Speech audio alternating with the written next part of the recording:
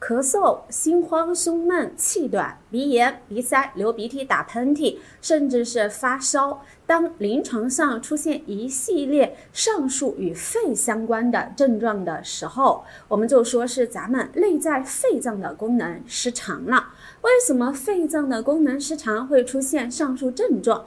当咱们肺脏功能失常之后，咱们又该怎么办呢？接下来我们就一起来看一看。在我们的中医里面，我们是这样讲到的：咱们的肺开窍于鼻。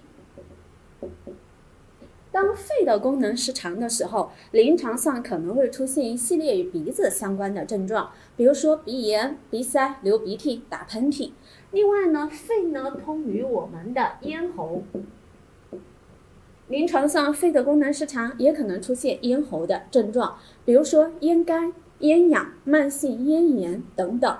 第三个的话，咱们的肺主气司呼吸。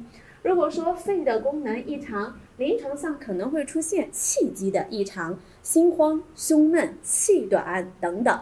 第四个呢，中医里面讲到我们的肺载体和我们的皮毛，如果肺的功能异常，也有可能会出现一系列的皮肤病。另外呢，我们的皮毛上面有很多汗孔，也会出现我们汗液代谢的异常，比如说多汗或者说是无汗。第五个，我们说到呢，肺主宣发速降，它主管我们人体水液的代谢。肺脏的功能异常，不仅可能会出现上述的症状，还有可能会出现水肿、小便失常等水液代谢失常的一系列的症状。第六个，咱们的肺脏不仅主管上述病症，它呢在治为悲。一个人如果肺脏的功能不好，它有可能会出现伤春悲秋，就好像林黛玉林妹妹那样，这样的一系列症状的出现，它的根源都是咱们肺脏的功能失常了，肺脏的功能不好了。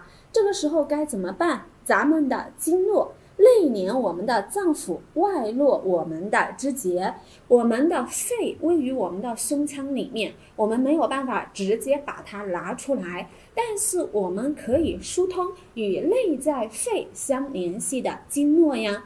那么我们肺经的循行比较的长，上面也有很多的穴位，到底该疏通哪个部位呢？这个时候我们就疏通咱们肺经上面的淤堵点。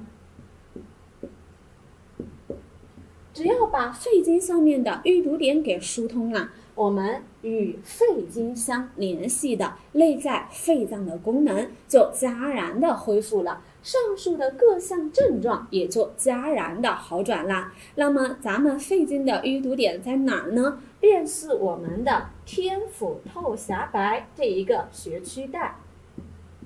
也即呢，从咱们的天府穴出发到我们的狭白穴这一个区间距离，便是咱们肺经上面的淤堵点。找到了我们肺经上的淤堵点之后，我们就要疏通。